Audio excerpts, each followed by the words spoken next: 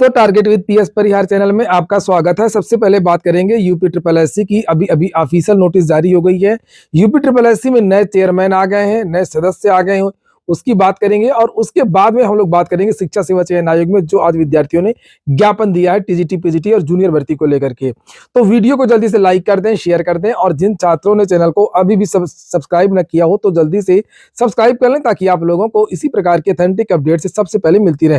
तो ये तस्वीर आप लोग देख लीजिए, यही है यूपी ट्रिपल एससी के नए चेयरमैन, और इनके बारे में ऑफिस जो नोटिस है वो जारी कर दी गई है, जिसे आप लोग यहाँ पर देख सकते हैं। इसमें लिखा हुआ है 2 जनवरी की डेट, आज की डेट पड़ी हुई है, और लिखा हुआ है कि 4 दिसंबर 2014 द्वारा प्रख्यापित उत्तर प्रदेश अधीनस्थ सेवा चयन आयोग अधिनियम 2014 धारा 7 के प्राविधानों के अंतर्गत श्री सत्यनारायण साबत पुत्र श्री रघुनाथ साबत, मकान नंबर लिखा हुआ है, को लखनऊ का कार्यभार ग्रहण करने की तिथि से 5 वर्ष तक अध्यक्ष उत्तर प्रदेश अधीनस्थ सेवा चयन आयोग लखनऊ के रिक्त पद पर राज्यपाल सहर्ष नियुक्ति प्रदान करते हैं।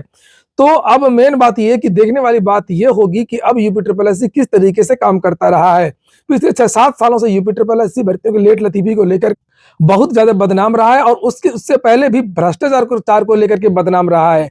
पहले भ्रष्टाचार और उसके बाद में सुस्ती और लेट लतीफी। तो वहीं पर बात करें कि आज कुछ सदस्यों की भी नियुक्ति हो गई है, पहले उनके बारे में बात कर लेते हैं, फिर बाद में बात करते हैं कि ये जो श्री सत्यनारायण है ये है कौन। यहाँ पर एक और पत्र है जिसमें लिखा हुआ है कि उत्तर प्रदेश अधीनस्थ सेवा चयन आयोग की अधिनियम की धारा 7 के प्रावधानों के अंतर्गत श्री सुरेश चंद्र पुत्र, आगे यहाँ पर लिखा हुआ है बहुत सारी बातें, और लिखा हुआ कि ये भी 5 वर्ष तक सदस्य उत्तर प्रदेश अधीनस्थ सेवा चयन आयोग के रिक्त पद पर राज्यपाल सहर्ष नियुक्ति प्रदान करते हैं। तो एक ये सुरेश चंद्र जी हैं जो सदस्य बनाए गए हैं, और एक हैं सुभाष सिंह बघेल, इनको भी सदस्य बनाया गया है। तो ये 2 लोग जो हैं वो सदस्य बने। सत्यनारायण साबत जी के बारे में बताऊं तो ये पूर्व आईपीएस से रिटायर्ड हो चुके हैं, डीजी के स्तर से तेज तर्रार अधिकारी माने जाते हैं। कल ही इनका एक पॉडकास्ट आया था पुलिस विभाग की तरफ से, जिसे आप लोग यहाँ पर देख सकते हैं। मुझे लगता है कि आज के दौर से ज्यादा कठिन समय था। आप बतौर एएसपी अयोध्या पहुंचते हैं और तमाम मिर्जापुर से लेकर के तमाम अन्य जिलों में आपने कप्तानी करी, तो कम से कम 6-7 साल से अधिक समय उत्तर प्रदेश में नक्सलिज्म के क्षेत्र में, उनके उग्रवाद के विरुद्ध में, वाम उग्रवाद के विरुद्ध में हम लोगों ने कार्य किया। ह्यूमन राइट्स पर आपका लेख, आपका शोध अद्वितीय रहा है। गोविंद बल्लभ पंत अवार्ड से नवाजा भी गया है सर। कोई आदमी अगर मिस हो जाता है तो 5 साल तक अगर भी नहीं मिला है, तब भी उसका इमेज को एक्सट्रापोलेट करते हैं कि 5 साल बाद वो कैसे दिख सकता है। में आपने नेतृत्व प्रदान किया, वहां की सारी व्यवस्थाएं देखी। अगर श्री एसएन साबत पुलिस अधिकारी ना होते तो वो क्या होते? 90 बैच का आईपीएस ऑफिसर हूँ। तो आप हैं उत्तर प्रदेश पुलिस को लेकर के आज देखिए रवीना, मैं थोड़ा और क्लियर कर दूं, मैं 1990 बैच का आईपीएस ऑफिसर हूँ। तो आप लगभग 3.5 दशक आप कह सकते हैं। तो इस 3.5 दशक में मुझे उत्तर प्रदेश पुलिस के विभिन्न स्थान पर कार्य करने का मौका मिला। उत्तर प्रदेश पुलिस के बाहर भी कुछ मौका मिला, एक अखिल भारतीय सेवा के होने के नाते अन्य स्टेट में भी काम करने के लिए, और एक स्टिंट यूनाइटेड नेशंस में भी काम करने का मौका मिला है। मैं सभी को पहले बधाई देता हूँ, धन्यवाद देता हूँ। तो कल ही इन्होंने एक इंटरव्यू दिया है, जाकर के आप देख सकते हैं यूपी पुलिस पॉडकास्ट में, और जिसमें इन्होंने अपने बारे में विस्तार से पूरी जानकारी दी है। इन्होंने प्रयागराज के कुंभ मेला में भी काम किया था 2019 वाले में। अतीक वाला जो मामला आया था जब अतीक को मारा गया, तब भी इनके बहुत सारे बयान आए दिन समाचार पत्रों में आते रहते थे। तो ये देखा आपने, और कुल मिलाकर के अब सारी चीजें जो है वो अब इनकी नियुक्ति के बाद ही देखने को मिलेंगी, चाहे वो नई भर्तियां हो, पीटी हो, बहुत सारी चीजें। और अच्छी बात है कि यूपी ट्रिपल एससी को स्थायी चेयरमैन मिल गया। और अब हम बात करते हैं शिक्षा सेवा चयन आयोग की। शिक्षा सेवा चयन आयोग में 4 तारीख को एक बैठक होने जा रही है नई भर्तियों को लेकर के।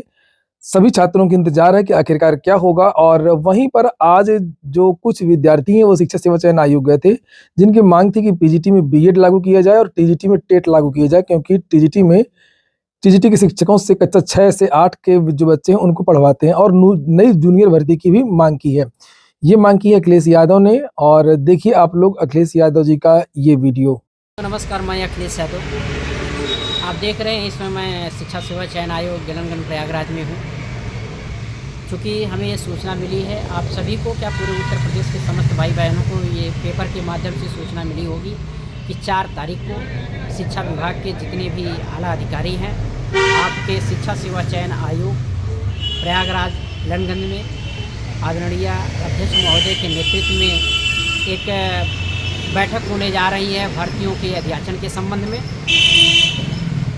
और उसी के संबंध में आज हम लगभग 11:30 बजे माननीय सचिव साहब से हमारी जो है वार्ता हुई। वार्ता के दौरान हमने पीजीटी में बीएड लागू करने, परिषदीय उच्च प्राथमिक विद्यालयों में जो 100% सरकार प्रमोशन करने जा रही है, उस बैठक में इस प्रस्ताव को रखा जाए, क्योंकि पूरे उत्तर प्रदेश में 15 से 20 लाख भाई बहन हैं। अगर उत्तर प्रदेश सरकार परिषदीय उच्च प्राथमिक विद्यालयों में 100% प्रमोशन करेगी तो इससे सबसे ज़्यादा नुकसान अगर किसी का होगा तो बीएड के उन भाई बहनों का होगा जिनका सब्जेक्ट कॉम्बिनेशन नहीं है, क्योंकि जिनका सब्जेक्ट कॉम्बिनेशन नहीं है वो 6 से 8 के लिए माननीय सर्वोच्च न्यायालय द्वारा जो जजमेंट हुआ है, उस जजमेंट के तहत जो है 6 से 8 के लिए ऐसे छात्र छात्राओं जिनका सब्जेक्ट कॉम्बिनेशन नहीं है या सब्जेक्ट कॉम्बिनेशन है भी, वो 6 to 8 के लिए वैध हैं। इस मुद्दे पर भी हमने जो है एक लेटर माननीय सचिव साहब को दिया, और हालांकि इसके पहले भी हमने अवगत कराया था। वहीं दूसरी चीज़ मैं आपको बताते चलूं कि एलटी के संबंध में टेट लागू किया जाए, क्योंकि मैं आपको बताते चलूं कि 1989 के वेतन पुरस्कार समिति के तहत एलटी के पहले जो सीटी ग्रेड चलता था 1991 में इसको डाइंग कैडर घोषित करते हुए राज्यपाल महामहिम द्वारा सहर्ष स्वीकृति भी दी गई, और ये साफ कहा गया कि सीटी को डाइंग कैडर घोषित किया जाता है और इसको एलटी में जो है 1992 में कन्वर्ट कर दिया जाता है, और वहीं ये कहा जाता है कि एलटी का एक अध्यापक जो है 6 से 10 पढ़ाएगा।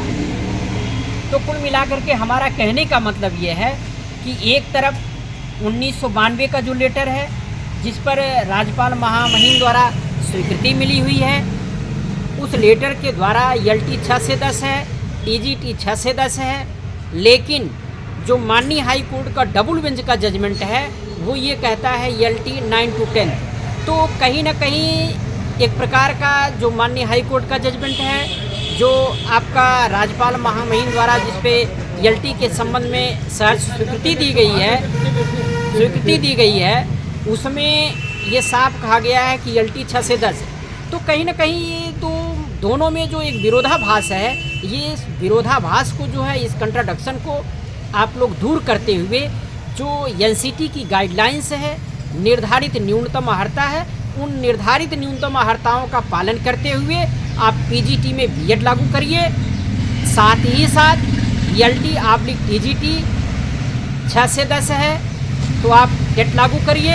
अगर 9 to 10 है तो आप 9 to 10 टीजीटी के लिए पद निकालते हुए आप उन ऐसे अशासकीय सहायता प्राप्त माध्यमिक इंटर कॉलेज जहां 6 से 8 की कक्षाएं संचालित हैं, वहां बड़े पैमाने पे भर्तियां रिक्त हैं, उस पे आप सीधी भर्ती करिए। धन्यवाद।